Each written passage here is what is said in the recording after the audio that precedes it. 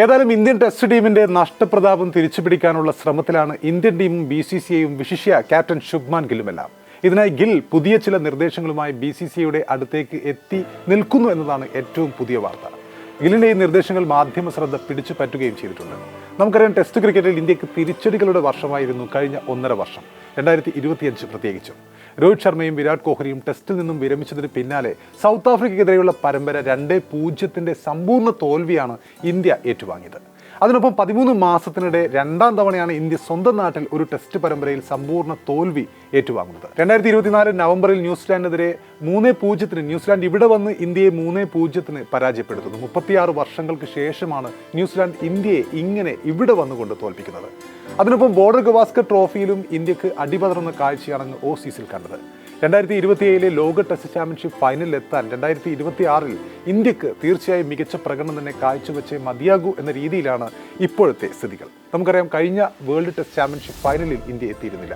India എത്തുമെന്നുള്ള ഒരു ഘട്ടം ഉണ്ടായിരുന്നെങ്കിലും ന്യൂസിലാൻഡിനെതിരെയും ഓസ്ട്രേലിയക്കെതിരെയുള്ള തോൽവികൾ ഇന്ത്യയെ പിന്നോട്ടടിക്കുകയായിരുന്നു. പക്ഷേ അതിനു മുമ്പുള്ള 2 വേൾഡ് ടെസ്റ്റ് ചാമ്പ്യൻഷിപ്പിന്റെ ഫൈനലിലെ ആ സമയത്ത് റണ്ണേഴ്സ് അപ്പ് ആയിരുന്നു ഇന്ത്യൻ ടീം. നാട്ടിൽ നമുക്കറിയാം, കഴിഞ്ഞ 10-15ഓളം വർഷമായി ഇന്ത്യയുടെ അപ്രമാദിത്യം നമ്മൾ കണ്ടതാണ്. ഇന്ത്യ ഒരുവിധം എല്ലാ സീരീസുകളും നാട്ടിൽ വിജയിക്കുന്ന ഒരു കാഴ്ച നമ്മൾ കണ്ടതാണ്. പക്ഷേ കഴിഞ്ഞ 1.5 വർഷമായി അതിൽ നിന്നും മാറുന്ന, അല്ലെങ്കിൽ ഇന്ത്യ തോറ്റമ്പുന്ന കാഴ്ചകളാണ് നമ്മൾ കണ്ടുകൊണ്ടിരിക്കുന്നത്. റെഡ് ബോളിൽ ഇന്ത്യ അടിപതറുന്ന കാഴ്ച. അപ്പോൾ ഇപ്പോൾ പോയിന്റ് പട്ടികയിലാണെങ്കിൽ 6ാം സ്ഥാനത്താണ് ഇന്ത്യ ഉള്ളത്.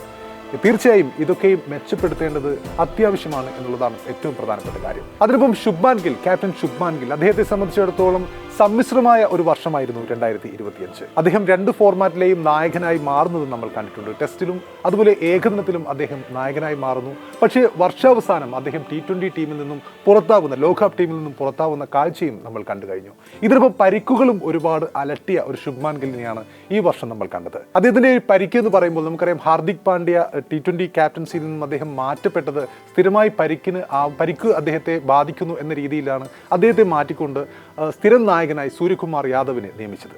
അതുപോലെ ഏകദിനമായാലും ടെസ്റ്റ് മത്സരങ്ങളായാലും ജസ്പ്രീത് ബുംറയുടെ വർക്ക് ലോഡും അതുപോലെ അദ്ദേഹത്തിന് പരിക്കേൽക്കാനുള്ള സാധ്യത ഇല്ലാതിരിക്കാനും വേണ്ടിയാണ്, ആ പരിക്കിൽ നിന്നും മാറ്റി നിർത്താൻ വേണ്ടിയാണ് അദ്ദേഹത്തെ മാറ്റിക്കൊണ്ട് ശുഭ്മാൻ ഗിൽ, ഇന്ത്യയുടെ യുവനായകൻ എന്ന രീതിയിൽ ശുഭ്മാൻ ഗില്ലിനെ ക്യാപ്റ്റനാക്കിയത്. പക്ഷേ ശുഭ്മാൻ ഗിൽ തന്നെ പരിക്കിന്റെ വലയിൽ ഇങ്ങനെ കഴിഞ്ഞ കുറച്ച് നാളുകളായി കുടുങ്ങുന്നു എന്നുള്ളത് തീർച്ചയായും ഇന്ത്യയെ സംബന്ധിച്ചിടത്തോളം ഒരു കൺസേൺ തന്നെയാണ്. ടെസ്റ്റ് ടീമിലേക്കും ഏകദിന ടീമിലേക്കും തിരിച്ചെത്തുന്ന ശുഭ്മാൻ ഗിൽ ഈ വരാനിരിക്കുന്ന ടെസ്റ്റ് പരമ്പരയ്ക്ക് മുന്നോടിയായി ടീം അംഗങ്ങൾക്ക് 15 ദിവസത്തെ പരിശീലന ക്യാമ്പ് സംഘടിപ്പിക്കണമെന്നാണ് അദ്ദേഹം നിർദ്ദേശിച്ചിരിക്കുന്നത്.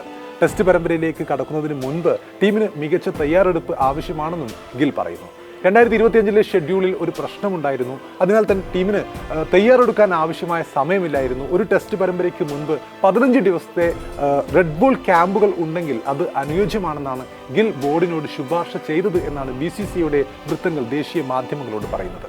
ഗിൽ ഇപ്പോൾ മികച്ച നിർദ്ദേശങ്ങൾ നൽകുന്നുണ്ട് എന്നും അവർ സമ്മതിക്കുന്നു. സെലക്ടർമാർക്കും BCCIക്കും മുന്നിൽ കൂടുതൽ വ്യക്തതയോടെ അദ്ദേഹം തന്റെ കാഴ്ചപ്പാട് അവതരിപ്പിക്കുന്നുണ്ട്. രോഹിത് ശർമ്മയ്ക്ക് ശേഷം ടീമിന് ശക്തനായ ഒരു ക്യാപ്റ്റന്റെ ആവശ്യകതയുള്ളതിനാൽ അത് ഇപ്പോഴത്തെ ഈ ഗില്ലിന്റെ ഇതുപോലുള്ള നിർദ്ദേശങ്ങൾ ഇന്ത്യൻ ക്രിക്കറ്റിന് ശുഭസൂചനയാണ്. ടെസ്റ്റ് ഏകദിന ടീമുകൾ ഇപ്പോൾ ഗില്ലിൻ്റെതാണ് എന്ന് നമുക്കറിയാം. അദ്ദേഹത്തിൽ നിന്നും കൂടുതൽ അഭിപ്രായങ്ങൾ പ്രതീക്ഷിക്കുന്നു എന്നും BCCIയുടെ ഒഫീഷ്യൽ വൃത്തങ്ങൾ കൂട്ടിച്ചേർക്കുന്നു.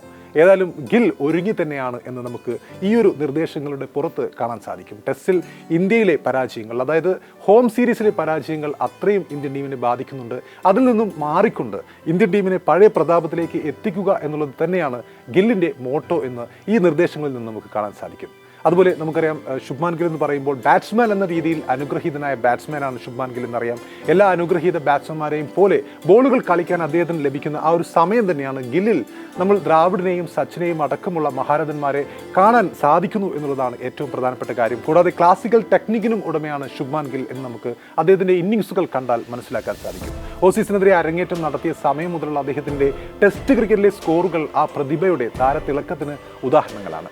രോഹിത് ശർമ്മയുടെ ഒരു അലസമായ ശൈലിയും വിരാട് കോഹ്ലിയുടെ ബാറ്റിംഗ് ടെക്നിക്കും ഒക്കെ കൈവശമുള്ള ഒരു സങ്കര ഇനം തന്നെയാണ് ഗിൽ എന്ന് നിസ്സംശയം ആരെക്കൊണ്ടും പറയിപ്പിക്കുന്ന ഇന്നിങ്സുകളാണ് അദ്ദേഹത്തിൻ്റെ ബാറ്റിൽ നിന്നും ഏകദിനങ്ങളിലും അതുപോലെ ടെസ്റ്റിലുമൊക്കെയും പിറന്നിട്ടുള്ളത്. ശുഭ്മാൻ ഗില്ലിന്റെ ബാറ്റിൽ നിന്ന് വരുന്ന ഷോട്ടുകളൊക്കെയും ക്ലീൻ ക്രിക്കറ്റ് ഷോട്ടുകളാണ് എന്നുള്ളതാണ് എല്ലാവരും ശ്രദ്ധിച്ചിരിക്കുന്ന മറ്റൊരു കാര്യം. സ്വീപ്പ് ഷോട്ടും റിവേഴ്സ് സ്വീപ്പ് പോലുള്ള അൺഓർത്തഡോക്സ് ക്രിക്കറ്റ് ഷോട്ടുകൾ പോലും അദ്ദേഹം അധികമൊന്നും കളിക്കാൻ തയ്യാറാകാറില്ല. എല്ലാം കോപ്പി ബുക്ക് ശൈലിയിലുള്ള പെർഫെക്റ്റ് ക്രിക്കറ്റിംഗ് ഷോട്ടുകളാണ്. അപ്പോൾ ക്യാപ്റ്റൻസിയിൽ ലീഡ്സിൽ അദ്ദേഹം ഇന്ത്യൻ ക്യാപ്റ്റനായി ഈ ഇംഗ്ലണ്ടിനെതിരെയുള്ള അവരുടെ നാട്ടിലുള്ള സീരീസിൽ ഇറങ്ങിയതോടെ 21ാം നൂറ്റാണ്ടിൽ ഇന്ത്യൻ ടെസ്റ്റ് ടീമിനെ നയിക്കുന്ന ഏറ്റവും പ്രായം കുറഞ്ഞ ക്യാപ്റ്റൻ എന്ന റെക്കോർഡായിരുന്നു അന്ന് ഗിൽ സ്വന്തമാക്കിയത്. വിരാട് കോഹ്ലിയാണ് അദ്ദേഹം ഈ കാര്യത്തിൽ ആ സമയത്ത് ആ ഒരു സീരീസിൽ മറികടന്നത്. 2000 മുതലുള്ള കണക്കെടുക്കുകയാണെങ്കിൽ 26 വയസ്സാവുന്നതിന് മുൻപേ ടെസ്റ്റിൽ ഇന്ത്യയെ നയിക്കുന്ന ഏക നായകനും ശുഭ്മാൻ ഗിൽ തന്നെയാണ്. അന്ന് ആ ക്യാപ്റ്റനായ ആദ്യ ടെസ്റ്റിൽ ഇന്ത്യയെ നയിച്ചതോടെ ഇംഗ്ലണ്ടിൽ ഇന്ത്യയെ നയിക്കുന്ന ഏറ്റവും പ്രായം കുറഞ്ഞ ടെസ്റ്റ് ക്യാപ്റ്റൻ എന്ന റെക്കോർഡും ശുഭ്മാൻ ഗില്ലിന് അന്ന് സ്വന്തമായിരുന്നു. ഇതിഹാസ താരം മൻസൂർ അലിഖാൻ പട്ടൗഡി 1967 സ്ഥാപിച്ച റെക്കോർഡാണ് 57 വർഷങ്ങൾക്ക് ശേഷം അന്ന് ഗിൽ തകർത്തത്. 67 ഇംഗ്ലണ്ടിനെതിരെ ഇന്ത്യയെ നയിക്കുമ്പോൾ 26 വർഷവും 154 ദിവസവുമായിരുന്നു മൻസൂർ അലിഖാൻ പട്ടോഡിയുടെ പ്രായം. അപ്പോൾ ഇന്ത്യൻ ക്യാപ്റ്റനായ ശുഭ്മാൻ ഗിൽ കഴിഞ്ഞ വർഷം 25 വർഷവും 285 ദിവസവും മാത്രം പ്രായമുള്ളപ്പോൾ ഇറങ്ങിയപ്പോൾ ആ റെക്കോർഡ് അങ്ങ് ഭേദിക്കുകയായിരുന്നു. അപ്പോൾ 26 വയസ്സ് പൂർത്തിയാക്കുന്നതിന് മുൻപ് ഇംഗ്ലണ്ടിൽ ഇന്ത്യയെ നയിക്കുന്ന ആദ്യ നായകനായ ഗിൽ ആദ്യ മത്സരത്തിൽ തന്നെ സെഞ്ചുറിയുമായിട്ടാണ് തിളങ്ങിയത്. ബാറ്റ്സ്മാൻ എന്ന നിലയിൽ ഗിൽ ഫോമിലായ സീരീസുകളായിരുന്നു അത്. എങ്കിൽ കൂടിയും അതിനുശേഷം സൗത്ത് ആഫ്രിക്കൻ സീരീസിൽ അദ്ദേഹത്തിന് പരിക്ക് വന്നത് നമ്മൾ കണ്ടു. അതിനുശേഷം സൗത്ത് ആഫ്രിക്കയ്ക്കെതിരെയുള്ള T20 സീരീസിലും അദ്ദേഹത്തിന് ആ ഒരു പാതി വഴിയിൽ അദ്ദേഹത്തിൻ്റെ പരിക്ക് അലട്ടുന്നത് നമ്മൾ കണ്ടു. ആ പരിക്കിൽ നിന്നൊക്കെയും മാറി അദ്ദേഹം ന്യൂസിലാൻഡിനെതിരെയുള്ള സീരീസിൽ ക്യാപ്റ്റനായി വീണ്ടും ടീമിലേക്ക് എത്തുകയാണ്. തീർച്ചയായും അത് പ്രതീക്ഷകൾ തന്നെയാണ്. 2025 നമുക്കറിയാം ഇന്ത്യയുടെ ടെസ്റ്റ് ഷെഡ്യൂൾ വളരെ തിരക്കേറിയ ഒരു ഷെഡ്യൂളായിരുന്നു. ദുബായിൽ ഏഷ്യ കപ്പ് നേടി വെറും 4 ദിവസത്തിന് ശേഷം വെസ്റ്റ് ഇൻഡീസിനെതിരെയുള്ള 2 മത്സരങ്ങളുള്ള ടെസ്റ്റ് പരമ്പര ഇന്ത്യ കളിക്കുകയുണ്ടായി. ആ പരമ്പര ഇന്ത്യ നേടുകയുണ്ടായി. പിന്നീട് ഓസ്ട്രേലിയയുമായിട്ടുള്ള 5 T20ക്കും സൗത്ത് ആഫ്രിക്കയുമായിട്ടുള്ള ആദ്യ ടെസ്റ്റിനും ഇടയിൽ വെറും 6 ദിവസത്തെ ഇടവേള മാത്രമേ ഉണ്ടായിരുന്നുള്ളൂ. അപ്പോൾ 2026 വരുമ്പോൾ ഇതിൽ നിന്നും ഒട്ടും വ്യത്യസ്തമല്ല കാര്യങ്ങൾ. അതിനാലാണ് ഓരോ പരമ്പരയ്ക്ക് മുൻപും 15 ദിവസത്തെ ക്യാമ്പ് സംഘടിപ്പിക്കുക എന്ന ആ ഒരു നിർദ്ദേശം ശുഭ്മാൻ ഗിൽ വെച്ചിരിക്കുന്നത്. ക്യാമ്പ് സംഘടിപ്പിച്ചാൽ CEO ക്രിക്കറ്റ് മേധാവി VVS ലക്ഷ്മന്റെ സേവനം ഉപയോഗപ്പെടുത്തണമെന്നും BCCI പറയുന്നുണ്ട്. മുഖ്യ പരിശീലകൻ ഗൗതം ഗംഭീർ വൈറ്റ് ബോൾ ടീമിന്റെ തിരക്കിലായതിനാൽ ഒരുപക്ഷെ VVS ലക്ഷ്മന്റെ സേവനം ഒരുപക്ഷെ ഈ ക്യാമ്പിൽ ഉപയോഗിക്കാനുള്ള സാധ്യതയുമുണ്ട്. ഗില്ലിന്റെ ഈ ഒരു നിർദ്ദേശം തീർച്ചയായും ഇന്ത്യയെ സംബന്ധിച്ചിടത്തോളം വലിയ പോസിറ്റീവാണ് എന്നുള്ളതാണ് ഏറ്റവും പ്രധാനപ്പെട്ട കാര്യം.